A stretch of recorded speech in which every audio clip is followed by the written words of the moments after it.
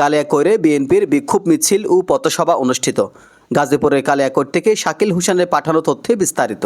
গাজীপুর জেলার কালিয়াকৈর উপজেলার শফিপুর এলাকায় বিএনপির উদ্যোগে এক বিক্ষোভ মিছিল ও পথসভা অনুষ্ঠিত হয়েছে।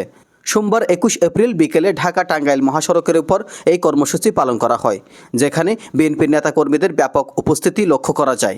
বিক্ষোভ মিছিল শেষে অনুষ্ঠিত সংক্ষিপ্ত পথসভায় প্রধান অতিথির বক্তব্য রাখেন পৌর বিএনপির সিনিয়র যুগ্ম সম্পাদক সাইজউদ্দিন আহমেদ।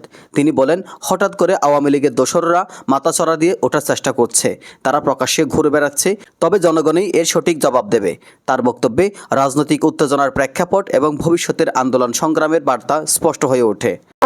ওনার ডাকে আমরা বাংলাদেশের আনাচে কানাচে বিএনপির নেতৃবৃন্দ নেতাকর্মী যারা আছি, তারা এদেশের মানুষকে মুক্ত করার জন্য, এদেশের স্বাধীনতা ফিরিয়ে দেওয়ার জন্য, এদেশের মানুষের ভোটাধিকার ফিরিয়ে দেওয়ার জন্য আমরা 16 বছর ধরে সেই লড়াই সংগ্রাম চালিয়ে আসছি।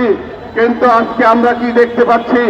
আমাদের যে তারেক রহমানের যে 31 দফা কর্মসূচি আছে, সেই কর্মসূচির মধ্যে আজকে এই ধ্বংস বিধ্বস্ত সেই রাষ্ট্র অবকাঠামো মেরামতের সেই 31 দফা কর্মসূচি আছে, সেগুলো আপনারা অবশ্যই অল্প কদিনের মধ্যে আপনারা জানেন এবং আমরাও সেগুলো আপনাদের মধ্যে বিতরণ করব। পথসভায় আরও বক্তব্য রাখেন পৌর শ্রমিক দলের সভাপতি একে আজাদ, মোহাম্মদ জনি, মোহাম্মদ রিয়াজ, বাদশাহ, শাহিন, মনির বাবু সহ অন্যান্য নেতৃবৃন্দ। বক্তারা সরকারের সমালোচনার পাশাপাশি আগামী দিনে গণতান্ত্রিক আন্দোলনে অংশগ্রহণের আহ্বান জানান।